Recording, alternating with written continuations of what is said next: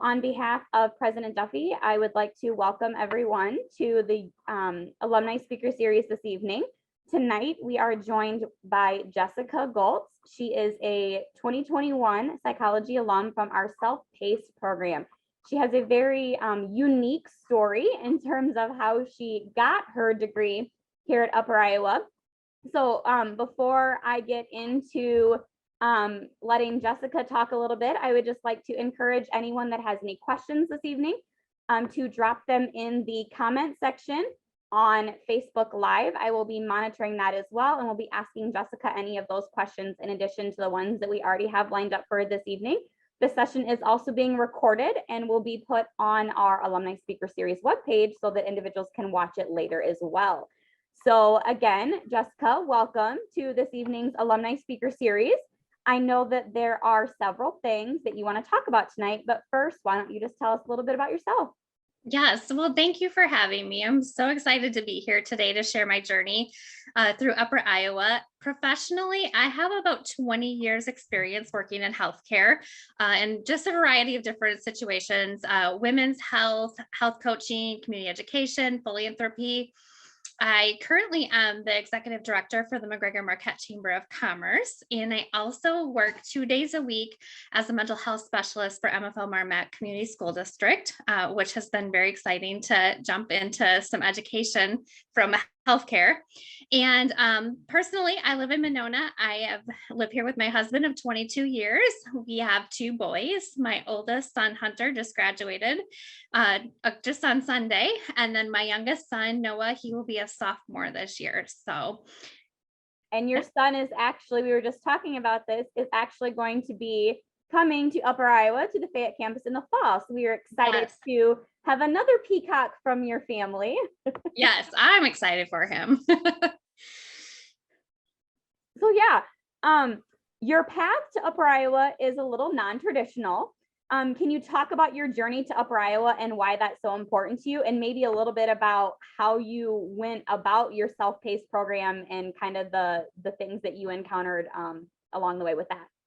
Yeah, definitely. So let me just take you back to when I was in second grade, because that's really where this path started. So I went to Catholic school and I had a nun and a teacher, and I thought she was the meanest person ever because she always yelled at me for talking. And if any of you know me, then you understand why she yelled at me. But one day the bishop was coming to church and she asked me to do the readings at church. And I thought she was just being mean and getting back at me for talking all the time. But I got up there and I did the readings. And as I looked out into the audience, I could see all these people sitting there and they were smiling. And it just something at that moment said to me, I'm going to change the world. And so I left church that day going, okay, I'm going to make an impact somehow.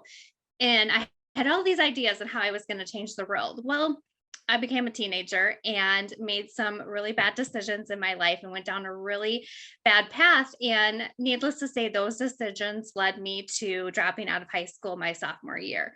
So it took me a long time to admit that I was a high school dropout, but I'm embracing that now as part of my journey. When I turned 18, I got my GED and then I got a medical assistant diploma and went straight into healthcare and just was able to progress through the healthcare system into different roles, learning a lot from my older or like my peers.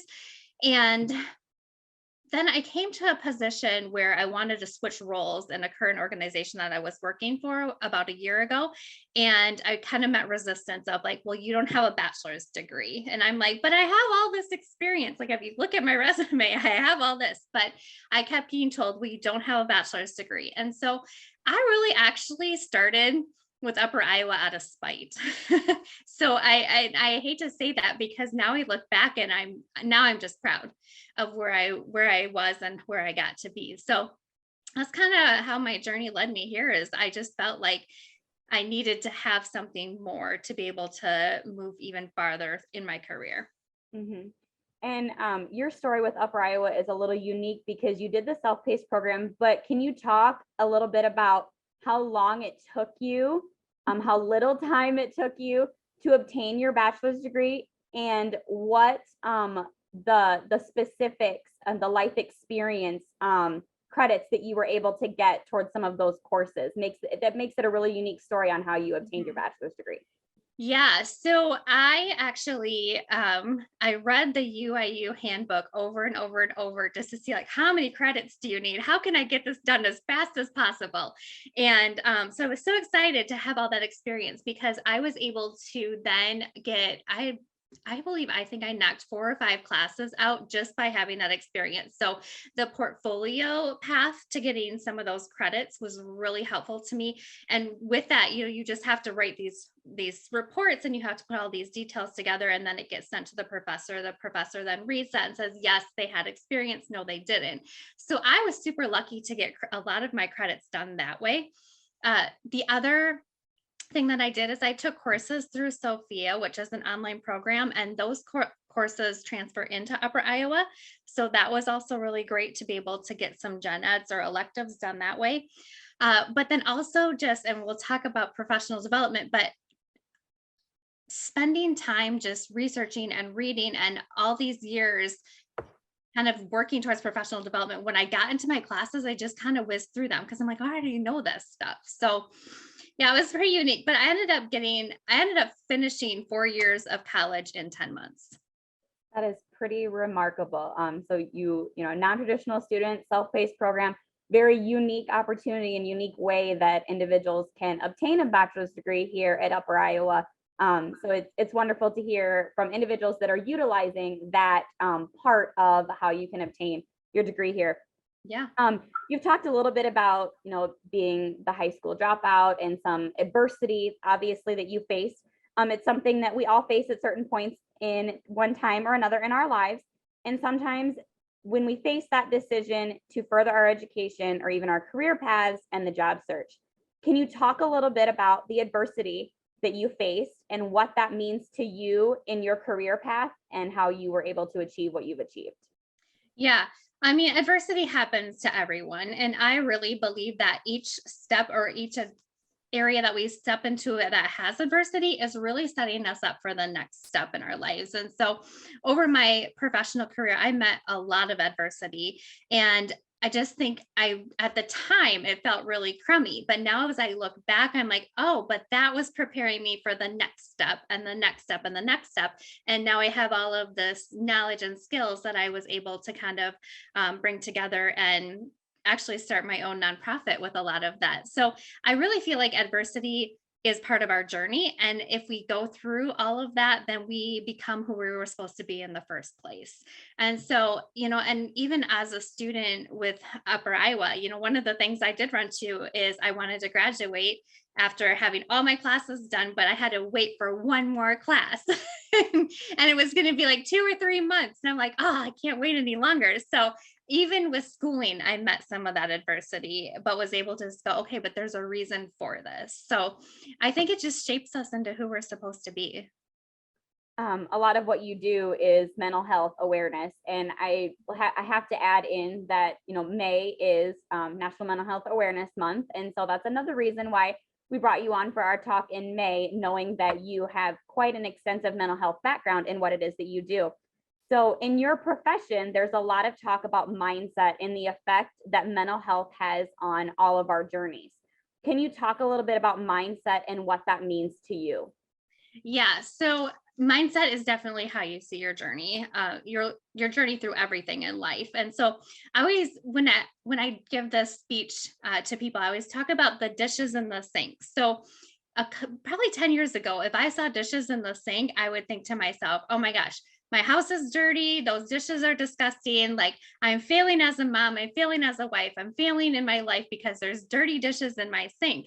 And now I've come to realize that the dirty dishes mean something more, that they mean I have food to eat. I have dishes to eat the food on. I have a family to eat the food with. I have a home. The dishes mean that I've spent hours sitting and watching football games for my oldest son or out in the woods with my youngest son. And so really, now I look at the dishes in the sink as something more meaningful in my life. So I think, as you go through your journey, even in your job, is just how do you see your job? What is your job providing for you versus always looking at the negative? And so really bringing in, but what can I be grateful for? And how can I find positive things in every single day. Absolutely. How does that kind of affect our journey in, maybe taking us down paths that we do or don't want to travel on? Can you talk a little bit about how that helps us get us to where we're supposed to be? Yeah, I think that if you want to go down a certain journey, but you were looking at the journey as like all these challenges, I'm going to have this hurdle and this hurdle and this hurdle. But if you look at the hurdles more as just an opportunity for growth, I think that really can help you to build a positive mindset as you move forward into those paths. Absolutely. One of the things, or actually, I'm going to go back here a little bit. Being in a leadership role is part of many individuals within their career path. And I think those watching tonight may be able to think of some lessons that they've learned while trying to develop some of those leadership skills. What are 2 to 3 leadership qualities that you look for in those that you work with or that you would be looking to hire? Yeah, so I actually did some leadership development in one of my previous roles. And 2 things that really I wanted those leaders to take home at the end of the day was number 1, support for work-life balance. So if you are in a leadership role, employees value you a lot more if they know that you're supporting their home life as well as their work life. So just supporting that, knowing, burnout is an epidemic in itself. And we're seeing a lot of burnout right now, especially in helping professionals. And so really just being able to support them and knowing that things at home might not be well, but how can I support them at work to have their best experience there? The other piece of that is actually a quote from a video that I used to show. And in the video, they say, the effect you have on people is the most valuable currency there is. So, how we treat people is how rich we actually are in our lives. And I really feel like empathy helps us to do that. So, to really see if you're in that leadership role, to see your employees, hear what they're saying, feel what they're saying, like really putting yourself in their shoes can be really impactful and helpful for them to have their best experience as an employee. So I would say support for work-life balance and definitely empathy. Absolutely. And I think those are things that, employers look for in students and grads. And I think that is something that graduates, as they're approaching the job search, should be looking for in their employers as well, is do they allow that opportunity for that work-life balance, taking care of their employees and that kind of thing too. So very great leadership skills that can go either way in the job market right now. One of the things that we emphasize within our office is the importance of professional development and how it can lead to continued success and advancement in our chosen fields. What are some ways professional and employee development have helped you succeed, and what advice do you give others looking to advance in their career path? I love this question. I'm a huge advocate for professional development.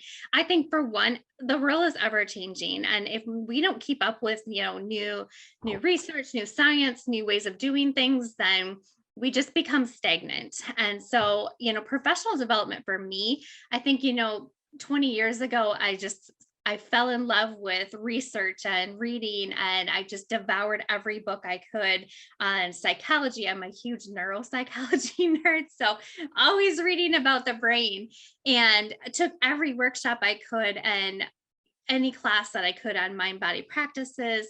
And so then again, when I got to my degree, it was like I already knew all of this stuff. I just needed to put it down on paper to be able to finish the classes. And so for me, it was really helpful. In fact, one of my professors, I had reached out to her. I was taking human motivation, and I wanted to talk to her about a patient I took care of as a health coach who had a stroke. And the stroke affected areas in her brain that help us with motivation. So she was just really failing. And I reached out to the professor and I'm like, okay, so if we know that meditation can help improve the brain, could that have helped this stroke patient? And her response was, Jessica, you clearly know more about this than I do. So that was like a heck yeah moment for me. I was super proud. But yeah, so professional development is huge. And, just find, if you're passionate about a certain area in the field that you're working in and you feel it's one of your strengths, work even harder to develop that area and continue to grow. That kind of leads right into the next question that I have about making connections and networking with others, and how it is so important in helping advancement in any field and pursuing our dreams. What would you say is your biggest piece of advice that you haven't already covered about professional development? What is your biggest piece of advice to being able to make connections and networking and how others can pursue that? Yeah, so I'm going to definitely say don't burn bridges. As you meet people throughout your professional career, you just never know when those people are going to come back into your life or how you're going to need those people. And so when I was working actually at a local hospital, I met, she's a professor at Upper Iowa, Nikki Demler, and her and I became friends, and we both kind of parted ways, just went and did our own, went on to different jobs. She went to Upper Iowa, I went and did my own thing, but always kept in touch. And so when I was looking to come back to school, I talked with multiple schools and multiple advisors. And finally, I just messaged Nikki one day, and sorry, she'll always be Nikki to me, but, and I'm like, hey, what do you think about Upper Iowa? And within like probably an hour, I had Erin from the Prairie du Chien office emailing me with degree plans and financial aid information. And I was just like, whoa, like this is happening. And so Nikki was a huge part of my journey coming to Upper Iowa. And I probably would have never finished my degree or went there without her. So she was someone I encountered throughout my life that was there for me. So making those connections and making sure you keep those connections strong was really important for my journey. Our faculty, our academic advisors, our center directors, all of our faculty and staff are wonderful in helping to make those connections, whether you're just starting at Upper Iowa, finishing your degree, coming back, all of those things within our career path. The UIU faculty and staff are great at helping to make those connections and kind of get the ball rolling for everyone. Yeah, for sure. Going to switch gears a little bit to career readiness. One of the things that we do within our office is we belong to the National Association of Colleges and Employers, and they have created a list of core competencies that employers are looking for in new hire grads and in new employees that they are hiring. So career readiness is pretty hot topic within career services and higher education to make sure that our students and our alums are excelling in these areas. Mm-hmm. I know we've talked a little bit about what these 8 competencies are. What competencies do you feel are most important to helping excel in their career goals, and why? Yeah, so I'm actually going to add a 9th one to it. Go for it. And I'm going to actually say self-care. Coming from working in healthcare, just seeing the burnout from helping professions, even, law enforcement, education, social work, all of those professions are just seeing the surpassable amount of fatigue from working in these professions. So being able to set boundaries and being able to step back and say that, I need to take time to rest, or I need to be okay with not being the one in the meeting who's going to say, oh yeah, I'll do everything, and letting other people do that as well. And so self-care is really huge in order to move forward in your journey and not get burnt out, because then I think we see people lose their passion for what they're doing. And then they forget, why did I even want to be a teacher? Why did I want to be a nurse? Because they're so frustrated and so burnt out. So self-care to me is number one. Mm-hmm. Looking at the core competencies that are listed here, are there others that you would encourage students to be able to gain experience in as they're completing their degree path here? Mm-hmm. Yeah, for sure. Communication. I think that that's super important. And, we have different ways of communicating now these days. And so, and that can be really tough in itself, because, emailing, we don't always understand what that email means, or we don't understand the tone behind it, text messaging. So learning some of those communication skills and being able to develop some of those, and being okay with having uncomfortable conversations as well, to be able to kind of move forward in your journey is really important. Right. And, even though there are 8 that they kind of focus on, I think communication is one of them that can be intertwined within all of them, including self-care and making sure that, we're communicating with others when we are facing adversity and issues that we need to focus on ourselves and take a step back.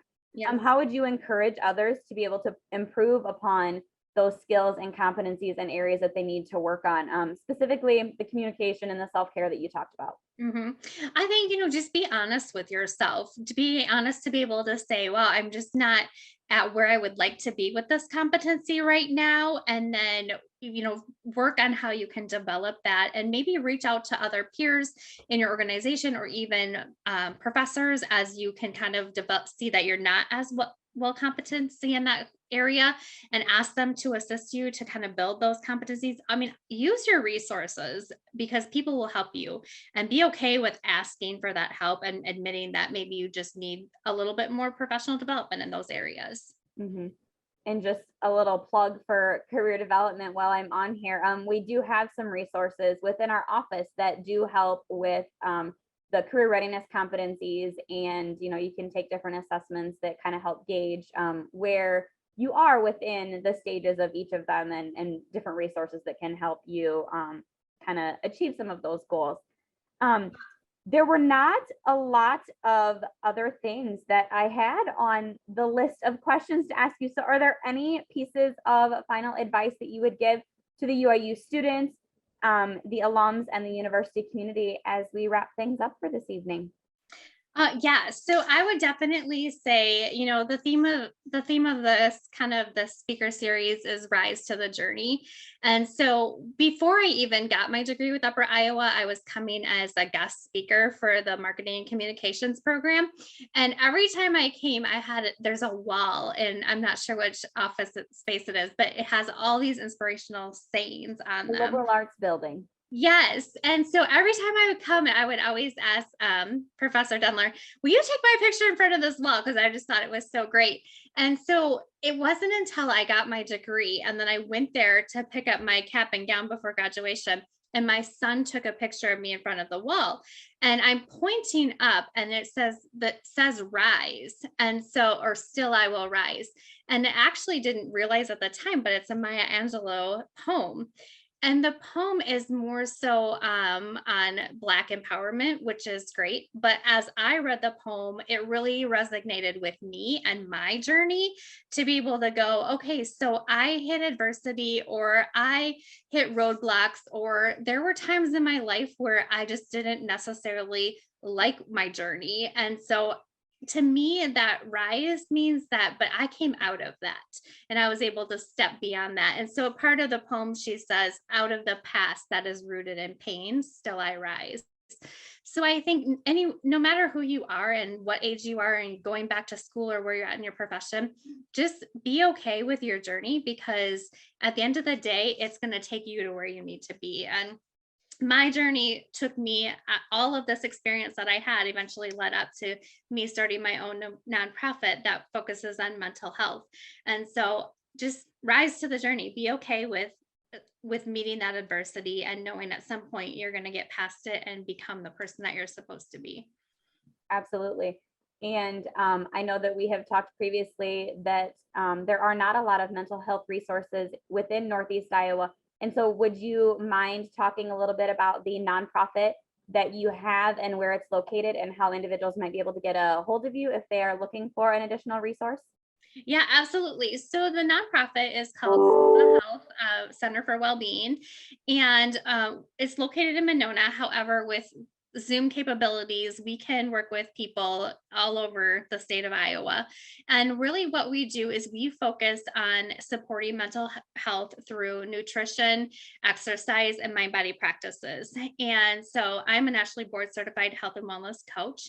And so if someone was to meet with a therapist or a counselor, and then that person said, okay, so here's what we think would be a really great treatment plan for you, we then help implement those plans and we help to build those goals. And kind of help to just more of an integrative approach to mental health and offer some of that support. And so if anyone is interested in seeking our services, they can certainly find us on Facebook, message us, or look our website up, Seva Health Center for Wellbeing, or send us an email from our website as well. And we'd be happy to visit with them to see how we can support them. And I will put that information in the comments when our chat is done tonight. I will put it in the comment on Facebook so that individuals, if they are interested in learning a little bit more or about contacting you as well, Jessica, they will have that contact information. So we'll definitely make sure that that gets out there for individuals. Yeah. Yeah, that would be great. Our mission really is to bridge that gap between the provider and the patient so that the patient just doesn't go home and say, well, they told me to do all of this, but I don't know how to do all of that. So we want to be the middle support and help them through that. Right. And so thank you for your work in mental health and the mental health field and what it is that you and your team are doing to help with that as well. That is all that we have for tonight with our alumni speaker series. So again, I'd like to thank Jessica for joining us tonight. And this is the end of our speaker series for the academic year, but we hope that you will join us again when we kick things back off in the fall. In September, we have a great lineup for our fall semester, and we hope to see you back with the alumni speaker series in September. So again, thank you to Jessica, and everyone have a wonderful evening.